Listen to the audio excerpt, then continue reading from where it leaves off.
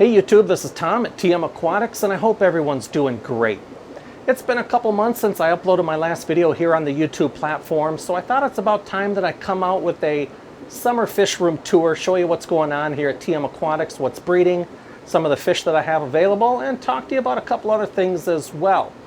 But out of interest of time, I think we're going to probably break this into two parts, and today's video, we're going to focus on the Pleco tanks. So anyways, I do hope you stick around and check this one out.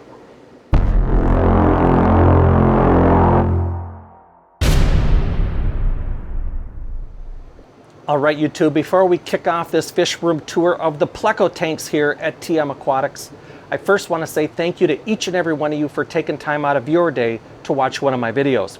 If this is your first time seeing one of my videos or stopping by my channel, TM Aquatics, my name is Tom, and here in my fish room, I focus on breeding fancy Plecos and Corydoras. My goal and my hope is that by keeping these fish, I can find success in breeding them and then share that information and that knowledge with you via these YouTube videos, so that if you're keeping these fish as well in your fish room, I can help you be successful as well. Now, I also want to make a quick public service announcement. July 13th through the 16th, Catfish Cataclysm is going to have their every other year event in Madison, Wisconsin. And this year's show, it's going to be a lot different than Cataclysms in the past. This year, Cataclysm has joined forces with the ACA, the American Cichlid Association, to have one ginormous, what they're calling combo plate fish show. So you're going to have cichlid people there, you're going to have catfish people there. It's going to be great. Now, I'm going to be attending. It starts again on Thursday the 13th, runs through Sunday the 16th. I'm going to get there late afternoon Friday. I've got some travel for work and things like that, but I'll be there late afternoon Friday, all day Saturday, and then Sunday through the auction. I hope to see you there. Now, if you see me, chase me down, wave, say hi, introduce yourself. I'd love to meet you, love to talk fish stuff. It's going to be a great time. So anyways, hope to see you there. Let's get going with this fish room tour and talk about the Pleco tanks here at TM Aquatics. All right, YouTube, we are going to start things off with this triple stack of 40 breeders. Then we're going to come over here and talk about these three tanks. We'll walk down this way, we'll hook a left. We'll hit up these two tanks over here. This triple stack of 60 breeders. This 29-gallon grow-out tank over here. This 40-gallon grow-out tank over here. These two 75-gallon tanks on the end. And then this 40-gallon breeder down below the work table. So let's head back to that triple stack of 40 breeders and get things kicked off. All right, YouTube, we're kicking things off with this triple stack of 40 breeders, and up here on the top, this is where I keep my group of L471 mini snowball Plecos. Not to be confused with the Contradins or the L201s. These fish here stay a lot smaller, reaching an average maximum size of around 3 inches. You can see they're a nice deep black with those white or yellowish colored polka dots. The L471s, I think I have a total of 13 in here maybe, give or take.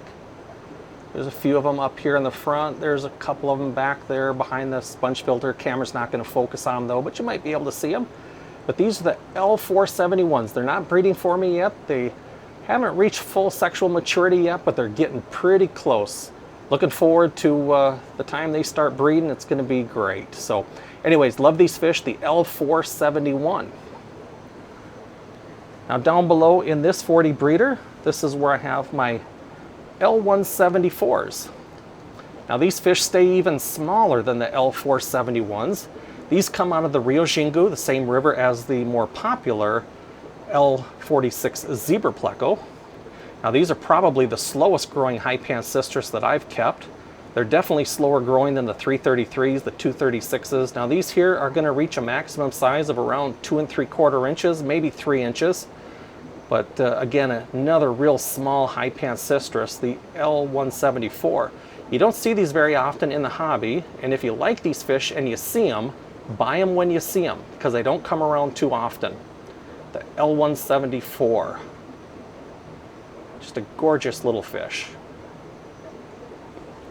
Now down below in this 40-gallon breeder here, This is where I have my L236. I think I have like 9 or 10 of them. Another black and white worm-lined Pleco, very similar in appearance to the 333s and some of those other black and whites, the 450s, etc. But now these also have a line bred variation called the super white, and there's one right there that's really borderline super white, where it has much more white coloration than black. And there's 3 or 4 of them in here that would be considered super whites. But these are the L236, just a gorgeous, gorgeous little high pancistrus.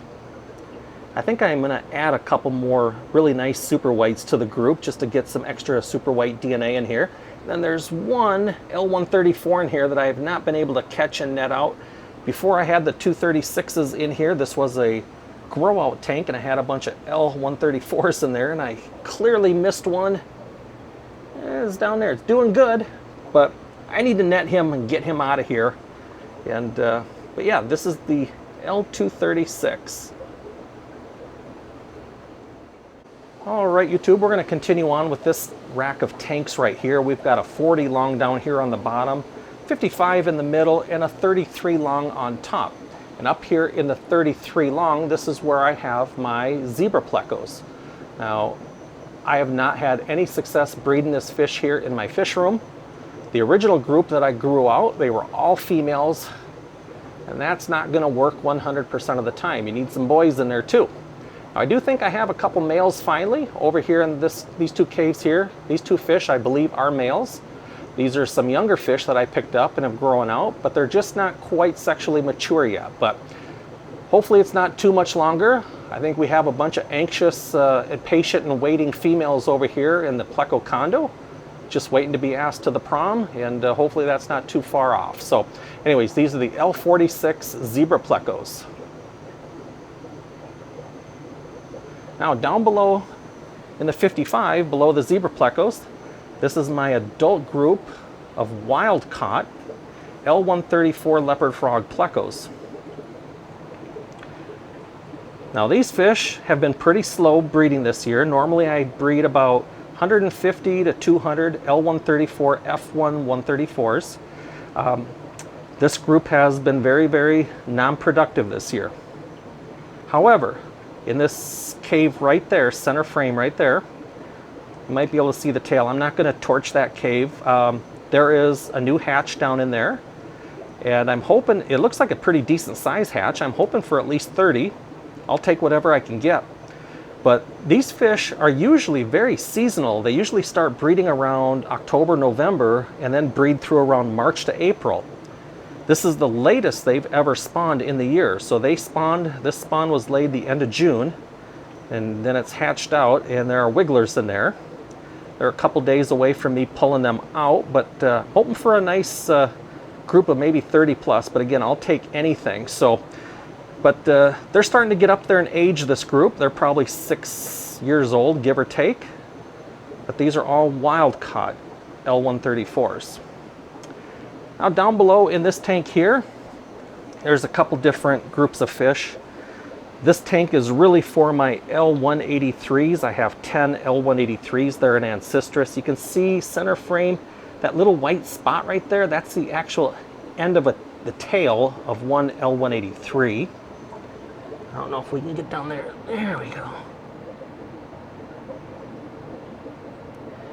And then I have a bunch of longfin super reds. Now I usually don't focus on these ancestris type species, these bushy nosed Plecos, too much here in my fish room, but I do get asked for them all the time, and I did find probably some of the nicest super reds, longfin super reds that I've ever seen, and picked up a group, and they've been pretty productive for me. I have fry scattered throughout this entire fish room, but really the star of the show in this tank are the L183s. They're just not sexually mature yet. They've got a little bit of growing out to do.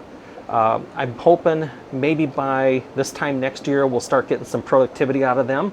If not, maybe even by the end of this year. But definitely have a couple of males in there. We have a couple of females in there. Total of 10 183s in there. And really looking forward to when they start spawning for us here at TM Aquatics.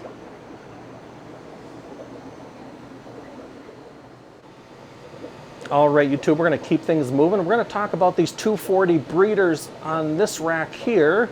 Then we'll come over here and we'll talk about these 360 breeders and keep things moving along. But first, these 40 breeders over here, these have identical groups of fish in them. Both of these tanks have 8 L174 leopard frog Plecos. Each tank has 3 males and 5 females. Haven't had too much spawning going on this year. These are all fairly young fish, and I've got a couple of males in each one of these tanks that decided they like to eat the eggs. Now, that happens, but I have found that if you have a male that eats the eggs, it's usually an immature male. They have a tendency to outgrow that, and they can become really, really good males in time. Not always, but most of them usually do. They'll figure it out. Sometimes it takes a while, though, which is hard. You hate to see them eat a bunch of eggs. It's a lot of money, but it is part of it. But there's 8 over in that group, and then in this tank here, there are 8 fish in this group as well. All right, YouTube, we're going to take a quick break from the fish room tour because I want to talk to you about a couple of different products that I use here in my fish room almost on a daily basis. And that is the Zis breeder boxes and Ebo Aquaristick Pleco food. I absolutely love both of these products. They're top of class in their respective categories, and I want to talk to you and explain why I like these products so much. And we'll start out with the Zis breeder boxes. Now, for starters, there's different models of Zis breeder boxes. There's the BL1, the BL2, and the BL3. I use the BL2 and the BL3 here in my fish room. Now, the number in the model represents the number of screen panels that the fry box has. The BL2, you guessed it, has 2 screen panels, 1 on each side. The BL3, you got it, 3 screen panels, 1 on each side, and then the bottom. Now, I like these for different species and for different reasons, so let's talk about that and I'll explain why and what I mean. But let's start out with the BL3. The BL3 has the 2 screen sides and the screen bottom. I like using the BL3s for baby Plecos, and here's why. When I'm feeding baby Plecos, I'm usually feeding prepared foods, Ebo Aquaristick, Rapashi, things like that. And those foods break down into really fine particulates over time, and those small particulates will find their way through the bottom of the fry box here, through that screen panel, and it just helps keep the fry box a lot cleaner. And that's critically important when you're growing out these bottom-dwelling fish, to keep these fry boxes as clean as you possibly can. Now, with Corydoras, however, I prefer the BL2. That has a solid plastic bottom. And I know I just got done saying that this is going to keep the breeder box cleaner with the screen bottom, the BL3, but hear me out. With the BL2 and this plastic bottom in Corydoras, I feed live foods to my baby Corydoras. It's so important to start them out right, and I just have much higher success rates when I start these baby Corydoras on live foods like microworms and baby brine shrimp.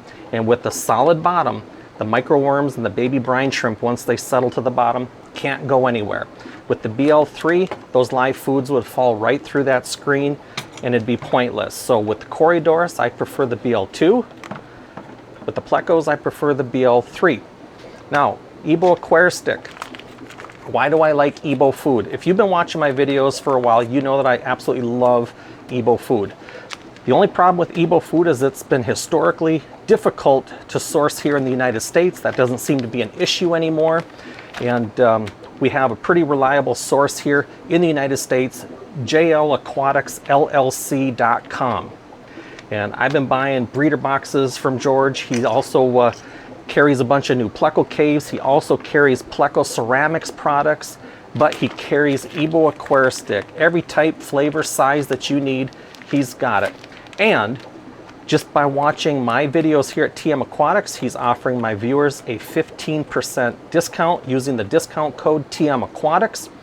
Now, just a word of advice, if you're gonna buy EBO and you plan on, keeping your Plecos around for a while, buy the larger packages, buy the 1 kilogram packages. They come in these smaller packs, 30 grams, 75 grams, 150 grams, 325 grams, and then 1 kilogram bag. Now, you might say, well, I only have 1 tank of Plecos, I don't have a whole fish room. That's right, but still buy the larger bag, because if you do the math, the amount you're paying per gram is gonna be like a fraction for this versus a smaller bag. And if you have a vacuum sealer, like a food saver, something like that, just vacuum pack what you're not using. Portion out what you're using, vacuum pack portions in these little bags that your food saver uses, and these will keep indefinitely. That's what I do. I always buy these bigger bags, vacuum pack what I don't need now and portion it out.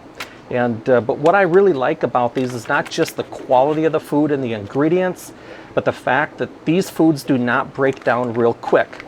Now, Plecos, sometimes it takes 15 minutes to an hour before they really actively start feeding after the lights get turned off. This food is going to look the same in an hour as it did the moment you put it in. It's not going to break down like some of the lesser quality foods are, and it's going to remain intact and keep its integrity. So when the Plecos finally start feeding, this food is there waiting for them. So anyways, check out George at JL Aquatics LLC. Again, you can take 15% off your entire order, and what's great about that, his prices are already the lowest available. Whether it's a Zis product, some of these new Pleco caves that he's carrying, whether it's Pleco ceramics products, EBO Aquaristick, 15% off your entire order, discount code TM Aquatics. All right, YouTube, continuing on with the previously scheduled program. Let's get back to the fish room tour here of the Pleco tanks. And we're gonna start back with these 360 breeders. But first, I do want to come back over to this 40 breeder here, because you might have noticed there is a fry box on this tank. And in that fry box is about 24, 25 L174 leopard frog Plecos. They've got some nice fat little bellies on there they're showing us, which is a good sign.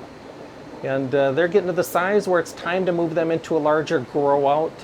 And I'll probably take care of that this week sometime, but that's what's going on up there in that fry box. Now in this top 60 breeder over here, this is where I have my large group of Queen Arabesque Plecos, the L260. Now I have a really large group in here, like 24, 25 fish, maybe 26. And I plan to break this group up. I have not ever really found success when keeping really large groups like this. I was hoping it would work, but I found that it just hasn't worked out. So I plan to break these fish up into like 3 smaller groups and scatter them through different tanks. Hope to get to that maybe in the next 2 or 3 weeks. But that's currently what's going on with this tank here, is just a whole bunch of L260s. Now below them, in this 60 breeder, there's 3 different types of fish. There is a group of L134s in here, a young adult group. They're still growing out a little bit. And then you can see in this cave right there, that's an Ancistrus wobbin muster. That's a male. They've been extremely prolific fish for me. Got a lot of wobbin musters growing out. And then also in here, you might see that tail there. That's an L136. I have some L136As and some L136Bs in here. I think I have a total of 8 or 10.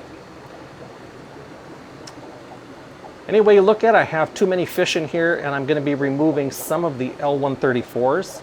I did have 14 in here. I think the L134 group is down to 12, but I am going to take half of them out and relocate them into one of these tanks here that I'm not really going to get into, but I'm going to move some L260s and some L134s over here into some of these Corydoras tanks. I'll talk about that more in a future video. All right, down here in this bottom tank, 2 different types of fish. Oh, let's go back up here. In this fry box, there are about, well, I'd say like 40 or 50 wobbin muster juveniles in there, and a whole bunch of them got out. I overfilled this tank during a water change, and a bunch of them escaped. So I do have some juvenile wobbin musters somewhere in this tank, like maybe 10 of them. But that's what's in this fry box, just a bunch of little wobbin musters. Down here in this tank, this bottom 60 breeder, I have two different types of fish. There are 5 L181s. That's what's over here in these 3 triangular caves. And then in this square cave, there's an L181. And the last L181 is over here in this watering spike. The other fish that I have in here are L400s, another high Pancistrus, one of those black and white worm-lined high Pancistrus, but these are not nearly as bright white as like your 333s or your 236s. These are more of a grayish white and black. You don't see these in the hobby nearly as much as some of the other high pans, but just a gorgeous, gorgeous high pan nonetheless. The L400s. I did have a couple of traps. I did not have successful traps. I did have a female that got punctured though, and she got injured pretty bad. And she is up here in this 10-gallon hospital tank recovering right now. She's got some antibiotics in there, and she's looking real good, and I hope to add her back into the group here later this week. That's what we have going on over here in these 360 breeders. Oh, before we move on, yes, another breeder box. And in that breeder box, bunch of L181 juveniles. Bunch of L181s.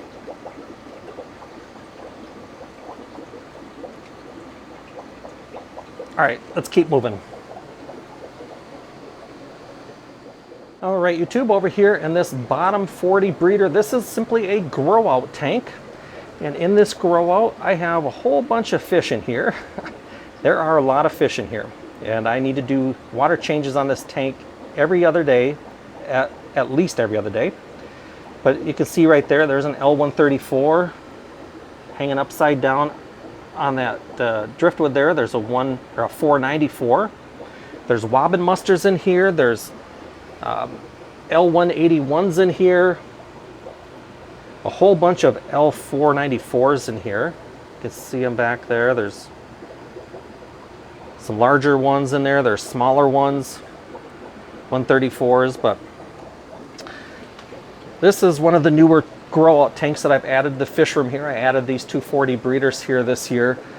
Big mistake though, I should have drilled them. I should have taken the time and drill them and hook them up to the auto water change system, because with the stocking level that I have in both these tanks, it's just crazy, insane difficult to keep up with the water quality. And I'm doing 50% water changes at least every other day, sometimes every day. So anyways, that's what we have going on over in that tank there.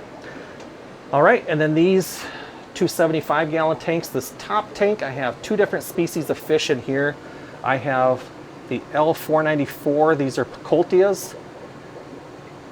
Same family of fish as the L134s. I have a bunch of juveniles available. Just a fantastic fish. And then I also have some L519s. They're an Ancistrus, very similar to the wobbin muster, but they have much bigger honeycomb patterns. I don't know if you saw that one. It ducked away. There's another one right there. I only have 7 of them right now. I have one that's gotten a little bit bigger that's clearly a male. And he likes to hang out. In fact, he's in there. You can see his nose in there. But he's just waiting for a couple of the girls to grow up. And looking forward to the day that starts happening. But again, this tank has the 494s and the L519s. And then down below, this is where I have my group of L397s. They're Panaculus. Haven't had a lot of success breeding them this year. I've had several spawns, but the eggs keep getting eaten. I did have a pretty large spawn and hatch about a month ago, and the fry just kept slowly dying one after another over the course of about a week. Sometimes that happens. But I do have some wigglers in this middle watering spike over here in that middle cave. Not sure how many. It might only be a few, but it could be as many as 20 or 30. You just never know until you dump the cave out. And I'll probably do that in about 2 more days when I dump the L174s. But that's what's in this tank here. Now I do have too many fish in here. I do need to empty this tank out and do a head count. So I probably have 20 L397 adults in here, and that's just way too many. But I'd like to get that group down to about 10, maybe 12 at most. But that's what's going on in that tank. And then finally, the last Pleco tank of today's fish room tour is another grow out tank. Oh, but we missed something. We need to go back. That fry box, more Ancestris Wobbin musters. Another 40 or 50 over there. And then coming back here to this grow out tank, yes, another fry box of more Wobbin musters. Probably 60 up there. All right, in this 40-gallon grow out tank, I have a bunch of 494s. There's L134s in here. You can see a 134 up there in the wood. There's some 397s in here. You can see one right there, that orange and black center frame, just a little itty bitty. And then there's some larger 397s in here. I don't remember how many I have left. And then I also put, there's 7 L306s in here that I'm growing out. And those are for my own collection. But there's a bunch of L306s. They look pretty similar to the L397s.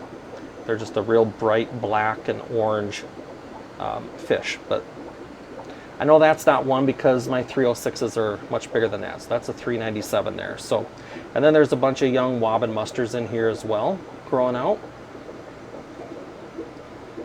And then I think there's a few L181s in here too. So just kind of a mishmash of quite a few things. Oh, I should note before we leave.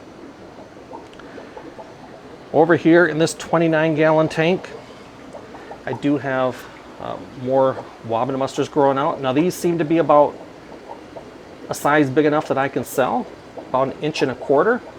There's also a bunch of L181s in this tank here. I don't see any others. A couple of them right there. There's some 181s in here. Longfin super reds, bunch of cherry shrimp, just kind of a mishmash of a whole bunch of stuff in this grow out tank as well. All right, YouTube, well, that's going to wrap up today's fish room tour of the Pleco tanks here at TM Aquatics. I just want to say once again, thank you for taking time out of your day to watch one of my videos. If you have any comments or questions, feel free to post them down below. And don't forget to visit jlaquaticsllc.com and use the promo code TMAquatics for 15% off. Doesn't matter if you buy Ebo Foods, Zis products, Pleco Ceramics products, use the promo code TMAquatics and get 15% off your entire order. Can't go wrong. Anyways, thanks again for taking time, and until the next one, we'll catch y'all later.